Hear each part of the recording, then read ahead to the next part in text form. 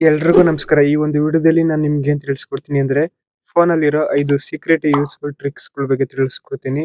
ವಿಡಿಯೋನ ಸ್ಕಿಪ್ ಮಾಡ್ದೇನೆ ಕೊನೆವರೆಗೂ ನೋಡಿ. ಫಸ್ಟ್‌ನೇ ಟ್ರಿಕ್ ಏನಂದ್ರೆ, ಫೋನ್ ಸ್ಟೋರೇಜ್‌ನ ಸ್ವಲ್ಪ ಕಡಿಮೆ ಮಾಡ್ಬೋದು. ಅದೇಗೆಂದ್ರೆ, ಪ್ಲೇ ಸ್ಟೋರ್ ಆ್ಯಪ್‌ನ ಓಪನ್ ಮಾಡ್ಕೊಬೇಕು. ಓಪನ್ ಮಾಡಿ ಇಲ್ಲಿ ಪ್ರೊಫೈಲ್ ಆಪ್ಷನ್ ಮೇಲೆ ಕ್ಲಿಕ್ ಮಾಡ್ಕೊಬೇಕು.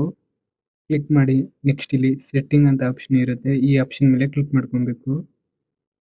ನೆಕ್ಸ್ಟು ಈ ರೀತಿ ಬರುತ್ತೆ. ಇಲ್ಲಿ ಮ್ಯಾನೇಜ್ ಅಂತ ಆಪ್ಷನ್ ಇರುತ್ತೆ. ಈ ಆಪ್ಷನ್ ಮೇಲೆ ಕ್ಲಿಕ್ ಮಾಡ್ಕೊಬೇಕು. ನೆಕ್ಸ್ಟ್ ಈ ರೀತಿ ಬರುತ್ತೆ. ಇಲ್ಲಿ ಈ ಆಪ್ಷನ್ ಮೇಲೆ ಕ್ಲಿಕ್ ಮಾಡಬೇಕು. ಇಲ್ಲಿ ನಾಟ್ ಇನ್‌ಸ್ಟಾಲ್ಡ್ ಆಪ್ಷನ್‌ನ ಸೆಲೆಕ್ಟ್ ಮಾಡ್ಕೊಬೇಕು. ಈ ಆಪ್ಷನ್‌ನ ಸೆಲೆಕ್ಟ್ ಮಾಡ್ಕೊಂಡಾಗ ಡಿಲೀಟ್ ಮಾಡಿರೋ ಆ್ಯಪ್ಸ್‌ಗಳೆಲ್ಲ ಇಲ್ಲಿರುತ್ತೆ. ಈ ಆ್ಯಪ್ಸ್‌ಗಳ್ನೆಲ್ಲಾನು ಸೆಲೆಕ್ಟ್ ಮಾಡ್ಕೊಂಡು ರಿಮೂವ್ ಮಾಡಬೇಕು. ಎಕ್ಸಾಂಪಲ್‌ಗೆ ನಾನು ಇಲ್ಲಿ ಇರೋ ಆ್ಯಪ್ಸ್‌ಗಳ್ನೆಲ್ಲ ಸೆಲೆಕ್ಟ್ ಮಾಡ್ಕೊತೀನಿ. ಸೆಲೆಕ್ಟ್ ಮಾಡ್ಕೊಂಡು ಇಲ್ಲಿ ಮೇಲ್ಗಡೆ ಡಿಲೀಟ್ ಆಪ್ಷನ್ ಇರುತ್ತೆ. ಈ ಆಪ್ಷನ್ ಮೇಲೆ ಕ್ಲಿಕ್ ಮಾಡ್ಕೊಬೇಕು. ನೆಕ್ಸ್ಟ್ ಈ ರೀತಿ ಬರುತ್ತೆ. ಇಲ್ಲಿ ರಿಮೂವ್ ಆಪ್ಷನ್ ಮೇಲೆ ಕ್ಲಿಕ್ ಮಾಡ್ಕೊಬೇಕು. ಅವಾಗ ಆ ಆ್ಯಪ್ಸ್ ಎಲ್ಲ ಪ್ಲೇ ಸ್ಟೋರ್ ಇಂದ ರಿಮೂವ್ ಆಗುತ್ತೆ. ಅವಾಗ ಒಂದ್ ಸ್ವಲ್ಪ ಸ್ಟೋರೇಜ್ ಫ್ರೀ ಆಗುತ್ತೆ. ನೆಕ್ಸ್ಟ್ ಟ್ರಿಕ್ ಏನಂದ್ರೆ, ವಾಟ್ಸಪ್ ಅಲ್ಲಿ ಒಂದು ಹೊಸ ಫೀಚರ್ ಬಂದಿದೆ. ಅದೇನಂದ್ರೆ ವಾಯ್ಸ್ ಮೆಸೇಜ್ ಟ್ರಾನ್ಸ್ಕ್ರಿಪ್ಟ್ ಅಂತ. ಈ ಫೀಚರ್ ಹೇಗೆ ವರ್ಕ್ ಆಗುತ್ತೆ ಅಂದ್ರೆ, ನಾವ್ ಎಲ್ಲಾದ್ರೂ ಹೊರಗಡೆ ಇದ್ದಾಗ ನಮ್ಗೆ ಯಾರಾದ್ರೂ ವಾಟ್ಸಪ್ ನಲ್ಲಿ ವಾಯ್ಸ್ ಮೆಸೇಜ್ ಮಾಡಿದ್ರೆ ಅದ್ನ ಕೇಳ್ಬೇಕಾದ್ರೆ ಒಂದ್ ಸ್ವಲ್ಪ ಡಿಸ್ಟರ್ಬ್ ಆಗ್ತಿದ್ರೆ, ಅದನ್ನ ನಾವು ವಾಯ್ಸ್ ಮೆಸೇಜ್ ಟ್ರಾನ್ಸ್ಕ್ರಿಪ್ಟ್ ಸೆಟ್ಟಿಂಗ್ ಅನ್ನ ಆನ್ ಮಾಡ್ಕೊಂಡಿದ್ರೆ, ಅಲ್ಲಿ ವಾಯ್ಸ್ ಮೆಸೇಜ್ ಅಲ್ಲಿ ಏನ್ ಮಾಡಿರ್ತಾರೆ ಅದನ್ನ ಅಲ್ಲಿ ನಾವು ಓದಬಹುದು. ಈ ವಾಯ್ಸ್ ಮೆಸೇಜ್ ಟ್ರಾನ್ಸ್ಕ್ರಿಪ್ಟ್ ಸೆಟ್ಟಿಂಗ್ ನ ಆನ್ ಮಾಡೋದು ಹೇಗೆ ಅಂದ್ರೆ, ವಾಟ್ಸಪ್ ಆಪ್ ಓಪನ್ ಮಾಡಿ ಇಲ್ಲಿ 3 ಡಾಟ್ ಮೇಲೆ ಕ್ಲಿಕ್ ಮಾಡಬೇಕು.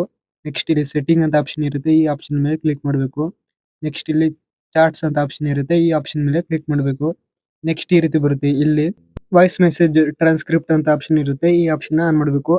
ಈ ರೀತಿ ಬರುತ್ತೆ. ಇಲ್ಲಿ ಚೂಸ್ ಲ್ಯಾಂಗ್ವೇಜ್ ಅಂತ ಆಪ್ಷನ್ ಇರುತ್ತೆ. ಈ ಆಪ್ಷನ್ ಮೇಲೆ ಕ್ಲಿಕ್ ಮಾಡ್ಕೊಬೇಕು. ಇಲ್ಲಿ ಇಂಗ್ಲಿಷ್ ಆಪ್ಷನ್ ಸೆಲೆಕ್ಟ್ ಮಾಡ್ಕೊಬೇಕು. ಇಂಗ್ಲಿಷ್ ಆಪ್ಷನ್ ಸೆಲೆಕ್ಟ್ ಮಾಡ್ಕೊಂಡು ಇಲ್ಲಿ ಸೆಟಪ್ ನೌ ಆಪ್ಷನ್ ಮೇಲೆ ಕ್ಲಿಕ್ ಮಾಡ್ಕೊಬೇಕು.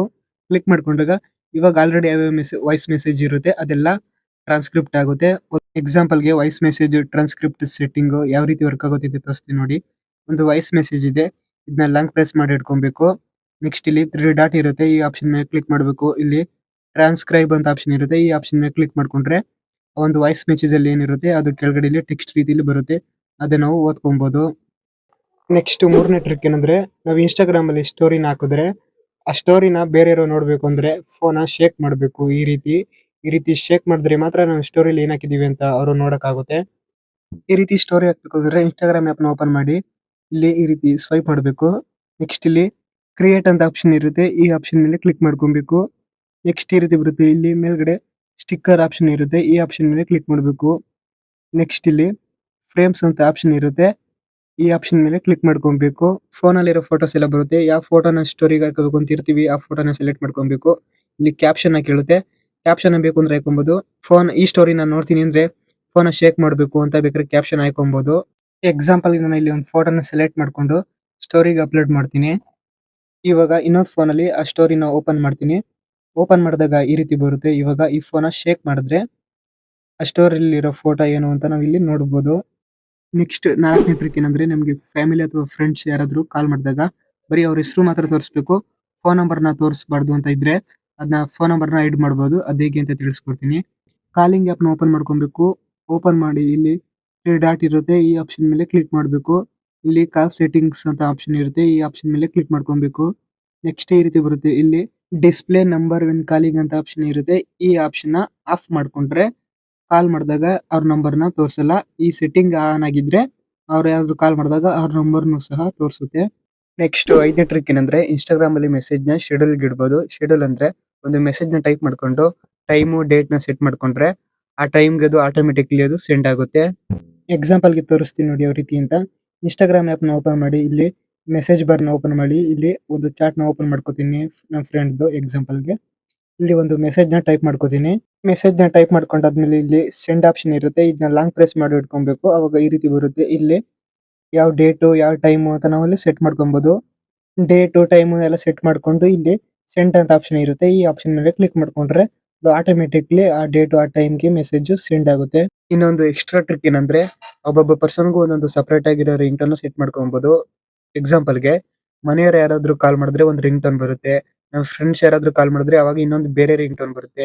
ರಿಂಗ್ ಟೋನ್ ಸೆಟ್ ಮಾಡಕ್ಕೆ ಕಾಲಿಂಗ್ ಆ್ಯಪ್ ಅಥವಾ ಕಾಂಟ್ಯಾಕ್ಟ್ಸ್ ಆ್ಯಪ್‌ನ ಓಪನ್ ಮಾಡ್ಕೊಬೇಕು. ಓಪನ್ ಮಾಡಿ ಇಲ್ಲಿ ಕಾಂಟ್ಯಾಕ್ಟ್ಸ್ ಆಪ್ಷನ್ ಮೇಲೆ ಕ್ಲಿಕ್ ಮಾಡ್ಕೊಂಡು ಯಾವ ಒಂದು ನಂಬರ್‌ಗೆ ನಾವು ರಿಂಗ್ ಟೋನ್ ಸೆಟ್ ಮಾಡ್ಕೋಬೇಕು ಅಂತ ಇರ್ತೀವಿ ಆ ನಂಬರ್‌ನ ಸೆಲೆಕ್ಟ್ ಮಾಡ್ಕೊಬೇಕು. ಎಕ್ಸಾಂಪಲ್‌ಗೆ ನಾನು ಇಲ್ಲಿ ಒಂದು ನಂಬರ್‌ನ ಸೆಲೆಕ್ಟ್ ಮಾಡ್ಕೊತೀನಿ. ನಂಬರ್ ಸೆಲೆಕ್ಟ್ ಮಾಡ್ಕೊಂಡಾದ್ಮೇಲೆ ನೆಕ್ಸ್ಟ್ ಇಲ್ಲಿ 3 ಡಾಟ್ ಮೇಲೆ ಕ್ಲಿಕ್ ಮಾಡಬೇಕು. ಇಲ್ಲಿ ಸೆಟ್ ರಿಂಗ್ ಟೋನ್ ಅಂತ ಆಪ್ಷನ್ ಇರುತ್ತೆ. ಈ ಆಪ್ಷನ್ ಮೇಲೆ ಕ್ಲಿಕ್ ಮಾಡ್ಕೊಬೇಕು. ನೆಕ್ಸ್ಟ್ ಈ ರೀತಿ ಬರುತ್ತೆ. ಇಲ್ಲಿ ಕೆಲವೊಂದು ರಿಂಗ್ ಟೋನ್ಸ್ ಇರುತ್ತೆ. ಅದನ್ನ ನೀವು ಬೇಕು ಅಂತ ಸೆಲೆಕ್ಟ್ ಮಾಡ್ಕೊಬಹುದು. ನೀವೇ ಡೌನ್ಲೋಡ್ ಮಾಡಿರೋದು ಬೇಕು ಸೆಟ್ ಮಾಡ್ಕೊಬೇಕು ಅಂದ್ರೆ ಇಲ್ಲಿ ಆಡ್ ರಿಂಗ್ ಟೋನ್ ಅಂತ ಇರುತ್ತೆ. ಈ ಆಪ್ಷನ್ ಮೇಲೆ ಕ್ಲಿಕ್ ಮಾಡ್ಕೊಂಡ್ರೆ ಇಲ್ಲಿ ನಿಮ್ಮ ಫೋನ್ ಅಲ್ಲಿರೋ ಡೌನ್ಲೋಡ್ ಮಾಡ್ಕೊಂಡಿರೋ ರಿಂಗ್ ಟೋನ್ಸ್ ಅಲ್ಲಿ ಇರುತ್ತೆ. ಸೆಲೆಕ್ಟ್ ಮಾಡ್ಕೊಬಹುದು. ಸೆಲೆಕ್ಟ್ ಮಾಡ್ಕೊಂಡಾದ್ಮೇಲೆ ನೆಕ್ಸ್ಟ್ ಬ್ಯಾಕ್ ಬಂದು ಇಲ್ಲಿ ಓಕೆ ಅಂತ ಆಪ್ಷನ್ ಇರುತ್ತೆ. ಈ ಆಪ್ಷನ್ ಮೇಲೆ ಕ್ಲಿಕ್ ಮಾಡ್ಕೊಂಡ್ರೆ ಆ ರಿಂಗ್ ಟೋನ್ ಸೆಟ್ ಆಗುತ್ತೆ. ನೆಕ್ಸ್ಟ್ ಸೇಮ್ ಇದೇ ರೀತಿ ಇನ್ನೂ ಒಂದು ನಂಬರ್ನ ಸೆಲೆಕ್ಟ್ ಮಾಡ್ಕೊಂಡು ಅವ್ರಿಗೂ ಸಹ ಬೇರೆ ರಿಂಗ್ ಟೋನ್ ನಾವು ಸೆಟ್ ಮಾಡ್ಕೊಬಹುದು. ಇದೇ ರೀತಿಯ ಯೂಸ್ಫುಲ್ ವಿಡಿಯೋಗಳನ್ನ ನಾನು ಅಪ್ಲೋಡ್ ಮಾಡಿದಾಗ ನಿಮಗೆ ನೋಟಿಫಿಕೇಶನ್ ಮುಖಾಂತರ ಬರಬೇಕು ಅಂದ್ರೆ ಈ ವಿಡಿಯೋ ಕೆಳಗಡೆ ಫ್ರೀ ಆಗಿ ಸಬ್ಸ್ಕ್ರೈಬ್ ಅಂತ ಅಂದ್ಬಿಟ್ಟು ಈ ರೀತಿ ಸಬ್ಸ್ಕ್ರೈಬ್ ಮಾಡ್ಕೊಳ್ಳಿ. ಸಬ್ಸ್ಕ್ರೈಬ್ ಮಾಡ್ಕೊಂಡು ಪಕ್ಕದಲ್ಲಿರೋ ಬೆಲ್ ಐಕಾನ್ ಮೇಲೆ ಕ್ಲಿಕ್ ಮಾಡಿ ಆಲ್ ಅಂತ ಸೆಲೆಕ್ಟ್ ಮಾಡಿ. ವಿಡಿಯೋ ಇಷ್ಟ ಆಯ್ತು ಅಂದ್ರೆ ಒಂದು ಲೈಕ್ ಮಾಡಿ. ಹಾಗೆ ನಿಮ್ಮ ಫ್ರೆಂಡ್ಸ್ ಅಂಡ್ ಫ್ಯಾಮಿಲಿಗೂ ಶೇರ್ ಮಾಡಿ.